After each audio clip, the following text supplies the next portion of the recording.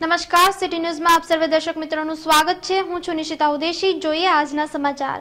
જૈન સમાજના પવિત્ર ધાર્મિક તહેવાર પર્યુષણ દરમિયાન રાજકોટ શહેરમાં ખુલ્લેઆમ બહોળી પ્રમાણમાં ગેરકાયદેસર રીતે ચિકન, મટન, આમલેટ અને મચ્છીનું વેચાણ થાય છે, જેના વિરોધમાં આજે સમસ્ત જૈન સમાજ દ્વારા પોલીસ કમિશનર અને મ્યુનિસિપલ કમિશનરને પર્યુષણ પર્વમાં કતલખાના બંધ કરાવવા તેમજ નોનવેજના વેચાણ પર પ્રતિબંધ મૂકવા રજૂઆત કરી આવેદનપત્ર પાઠવવામાં આવ્યું હતું, જેમાં જણાવવામાં આવ્યું હતું કે રાજકોટ શહેર જિલ્લામાં છેલ્લા ઘણા સમયથી ગેરકાયદેસર જીવ હત્યાની પ્રવૃત્તિ ધમધમી રહી છે।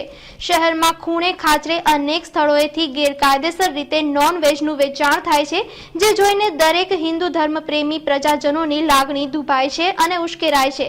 બહેનો, દીકરીઓ, સજ્જનો ત્યાંથી નીકળી ન શકે તેવી ચીચિયારીઓ સંભળાતી હોય છે। તેમનો દર્દનાક અવાજ સાંભળીને ઘણા પ્રજાજનો આઘાતની સ્થિતિમાં મુકાય છે।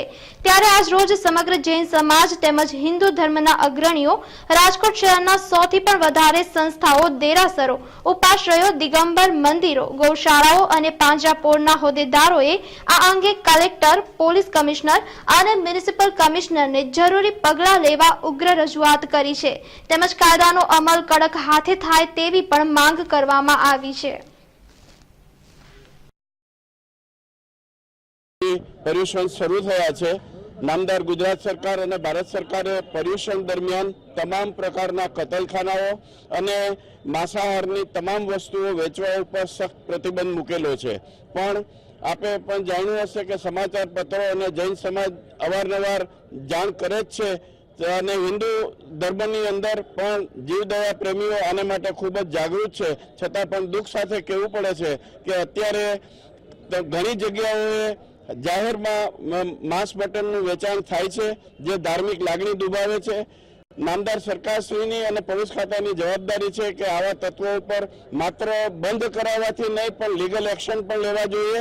જાહેરનામાના ભંગ માટે કાયદાની અંદર જે કંઈ જોગવાઈઓ છે એ મુજબ સખત પગલાં પણ લેવા જોઈએ। માત્ર બંધ થાય એનાથી જૈન સમાજને આનંદ ચોક્કસ થશે, પણ આવા તત્વોને સબક મળે એ પણ બહુ જરૂરી છે।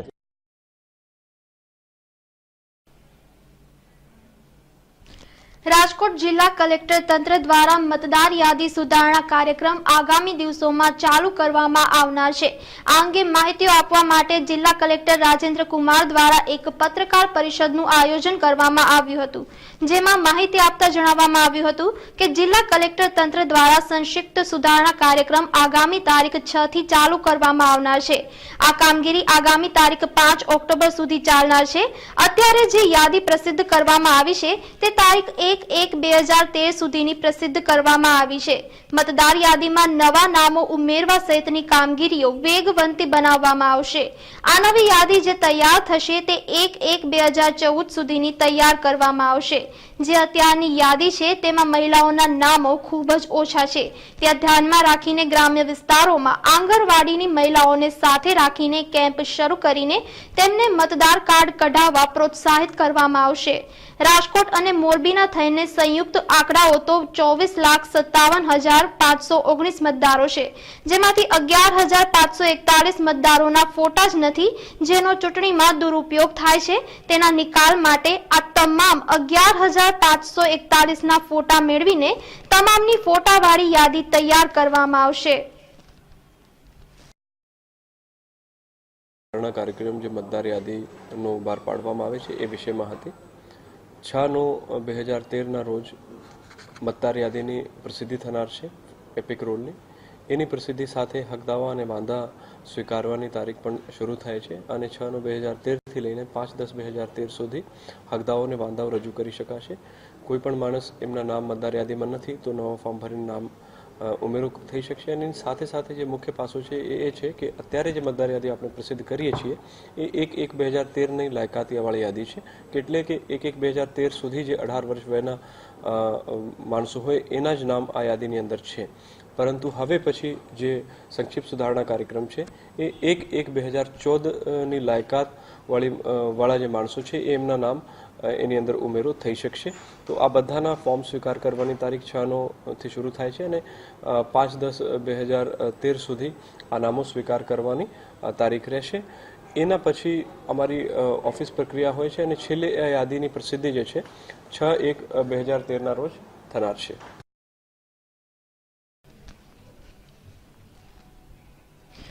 જીવનમાં મા બાપની શું કિંમત છે એ તો કોઈ એમને જ પૂછે કે જેમના મા બાપ નથી, અને બાળપણથી તેઓને સમાજના મહેણા ટોણા સહન કરવાની આદત પાડવી પડે છે, અને તેમાં પણ ખાસ કરી મા બાપ વિહોણી દીકરીઓને તો ખૂબ જ સહન કરવું પડે છે. ત્યારે આવા જ એક કિસ્સામાં જૂનાગઢના ગાંધીગ્રામની સિંધી સોસાયટીની ખ્યાતિ નામની યુવતીના મા બાપ નાનપણથી જ અવસાન પામ્યા હતા.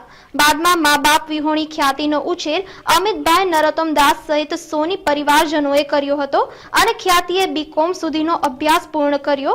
બાદમાં ખ્યાતિ ઉંમરલાયક થતા તેણીના લગ્ન રાજકોટમાં નીલકંઠ સિનેમા પાસે આવેલા હુડકો કોલોનીમાં મેહુલનગર 1માં રહેતા ચંદ્રકાંતભાઈ ગોરધનદાસ રાજપરા સોનીના કોમ્પ્યુટર એન્જિનિયર પુત્ર સંદીપ સાથે 2011માં કરવામાં આવ્યા હતા.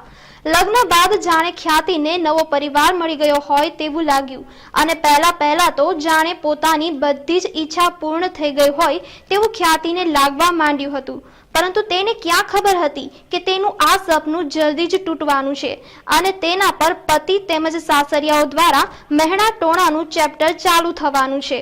લગ્ન બાદ 2 માસ સાસરિયા પક્ષે ખ્યાતિને સારી રીતે રાખ્યા બાદ માતા પિતા વિહોણી ખ્યાતિ પર સાસરિયા વાળાઓએ પોતાનો અસલી રંગ બતાવવાનું શરૂ કર્યું, અને નારી શક્તિને કમજોર માની ખ્યાતિને પતિ સંદીપ ઉપરાંત સાસુ હેમલતાબહેન, સસરા ચંદ્રકાંતભાઈ, નણંદ સ્નેહલે ઘરકામ તથા અન્ય બાબતે મહેણા ટોણા મારી અને તું અનાથ છો તેમ કહી ખ્યાતિને શારીરિક અને માનસિક ત્રાસ આપી મારકૂટ કરવા લાગ્યા, અને જાનથી મારી નાખવાની ધમકી પણ આપતા હતા. સાસરિયા વાળાઓએ ચાલાકી વાપરી ગત તારીખ 18 એપ્રિલના રોજ બહાનું કાઢી ખ્યાતિને પિયર આંટો દેવા મોકલી આપી, અને ખ્યાતિ પિયર તો આવી પરંતુ પોતાની વ્યથા કહે તો કોને.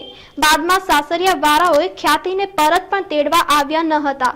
ત્યારે નિર્દોષ ખ્યાતિના બધા જ સપના ચકનાચૂર થઈ ગયા. આમ છતાં પણ તેણીએ હાર ન માનતા ખ્યાતિએ જૂનાગઢ મહિલા પોલીસ સ્ટેશનમાં આ વિશે ફરિયાદ કરી, અને પોલીસે 0 નંબરની ફરિયાદ નોંધી પતિ તેમજ સાસુ સસરા અને નણંદ વિરુદ્ધ ફરિયાદ નોંધી રાજકોટ પોલીસને તપાસ માટે મોકલી આપી છે. અને આ ફરિયાદ પરથી ખ્યાતિના પતિ સંદીપ રાજપરાની પોલીસે ધરપકડ કરી વધુ તપાસ હાથ ધરી છે.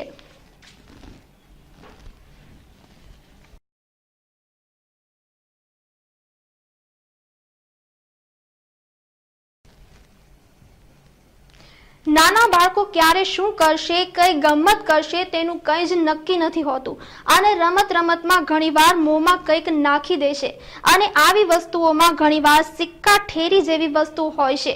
આવા અનેક કિસ્સાઓ વારંવાર બનતા જ હોય છે, પરંતુ કોઈ વસ્તુ 7 વર્ષ સુધી શ્વાસ નળીમાં ફસાયેલી રહે તો આ એક અકલ્પનીય બાબત ગણાય. પરંતુ તાજેતરમાં જ વિદ્યાનગર મેઇન રોડ સ્થિત ડોક્ટર ઠક્કરની દાંત તથા નાક કાન ગળાની સર્જિકલ હોસ્પિટલ ખાતે એક આવો જ કેસ નોંધાયો હતો. સૂત્રાપાડા ગીર સોમનાથ જિલ્લાના મટાણા ગામનો વિસ્મય હરિભાઈ નકુમ જ્યારે 3 વર્ષનો હતો ત્યારે તે સિસોટી ગળી ગયો હતો. ત્યારબાદ વારંવાર તેને ઉધરસ અને કફ થઈ જતા હતા, અને ઘણી દવાઓ કરાવવા છતાં હોસ્પિટલમાં તેમને દાખલ કરતા હતા, છતાં પણ સામાન્ય રાહત જણાતી હતી, અને દર 15 દિવસે એટલે કે મહિને તેને હોસ્પિટલ લઈ જવો પડતો હતો. આવું અંદાજે 7 વર્ષ સુધી ચાલતું રહ્યું, પરંતુ વિસ્મયને રાહત ન જણાતા અંતે દાદા દીપુભાઈ વિસ્મયને રાજકોટ લઈ આવ્યા હતા, અને સીટી સ્કેન કરાવવા જણાતા તેને શ્વાસ નળીમાં જમણી બાજુ ખૂબ જ ઊંડે ફેફસાની નજીક સિસોટી ફસાયેલી છે. નાના બાળકોની શ્વાસ નળી ખૂબ જ નાજુક હોય છે, અને તેમાં પણ કંઈક વસ્તુ આટલા લાંબા સમયથી શ્વાસ નળીમાં ફસાયેલી હોય ત્યારે શ્વાસ નળીની દિવાલ સાથે ચોંટી જાય તો તેમાં ચેપ લાગી જાય છે. તેને દૂરબીન વડે કાઢવાનું ઓપરેશન, જેને બ્રાન્કોસ્કોપી કહેવાય છે, અને આ ઓપરેશન ખૂબ જ કુને અને કુશળતાપૂર્વક કરવું પડે છે, જે નિપુણતા માગી લે છે.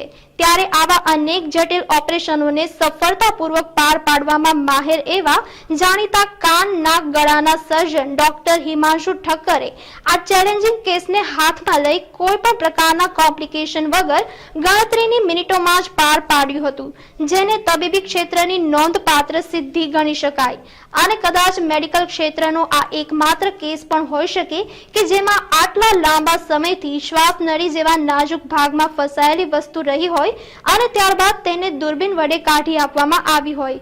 આ તબક્કે દર્દીના દાદા દીપુભાઈએ ડોક્ટર હિમાંશુ ઠક્કરનો હૃદયપૂર્વક આભાર માન્યો હતો અને હર્ષની લાગણી વ્યક્ત કરી હતી.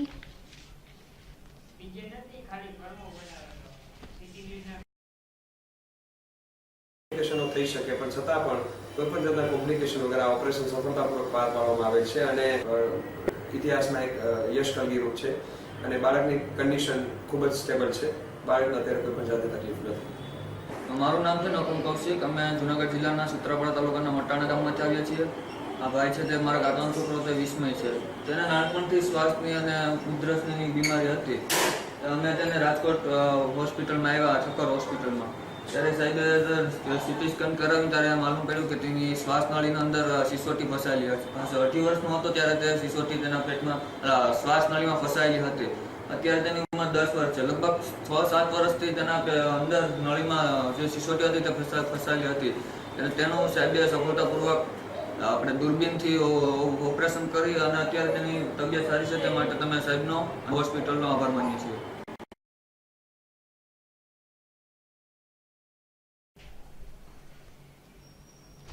રાજકોટની ભાગોળે કોટડા તાલુકાના વેરાવળ ગામેથી એમ્પાયર ફ્લોર મિલમાંથી ગરીબોને વિતરણ કરવાના 142 ગુણી ઘઉં સહિત 1.58 કરોડના હિસાબ વગરના ઘઉં પુરવઠા ખાતાએ દરોડા દરમિયાન સીઝ કર્યા હતા. આ પ્રકરણમાં જે ચેકિંગ હાથ ધરવામાં આવ્યું હતું તેમાં ઘઉંના જથ્થામાં કોટડા સાંગાણી ધોરાજી પુરવઠા નિગમના ગોડાઉનના સિક્કા હોવાનું બહાર આવ્યું છે. જો કે કોટડા સાંગાણીમાં જથ્થો રેકોર્ડ મુજબ બરાબર હોવાનું જણાવાયું છે, તો ધોરાજી અંગે મામલતદારને તપાસ સોંપવામાં આવી છે. યોગ્ય તપાસ થશે તો જિલ્લામાં ગરીબોના વિતરણના ઘઉંનું કૌભાંડ હોવાની પણ આશંકા જણાઈ રહી છે.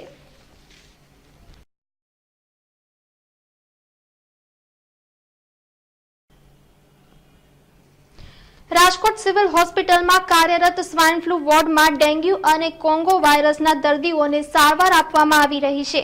આ વોર્ડમાં દાખલ કેશોદ પંથકના યુવાનનું મોત નીપજતા ચકચાર મચી ગઈ હતી. કેશોદના સરગટ ગામે રહેતા રાજાભાઈ મુછાલભાઈ ચારણ બીમારીમાં સપડાતા તેમને રાજકોટ સિવિલ હોસ્પિટલમાં ખસેડવામાં આવ્યા હતા. ચારણ યુવાનમાં ભેદી વાયરસના લક્ષણ દેખાતા તેના લોહી કફના નમૂના લઈ પૂના લેબોરેટરી ખાતે મોકલવામાં આવ્યા હતા. જો કે સારવાર દરમિયાન યુવાનનું મોત નીપજ્યું હતું. ચારણ યુવાનનું ડેન્ગ્યુ કે કોંગો વાયરસથી મૃત્યુ થયું કે અન્ય કોઈ બીમારી કારણભૂત છે તે અંગે હજુ સુધી તંત્ર પણ અવઢવમાં છે. ત્યારે લેબોરેટરી રિપોર્ટ બાદ જ કંઈક સ્પષ્ટ થશે તેવું તબીબોએ જણાવ્યું છે.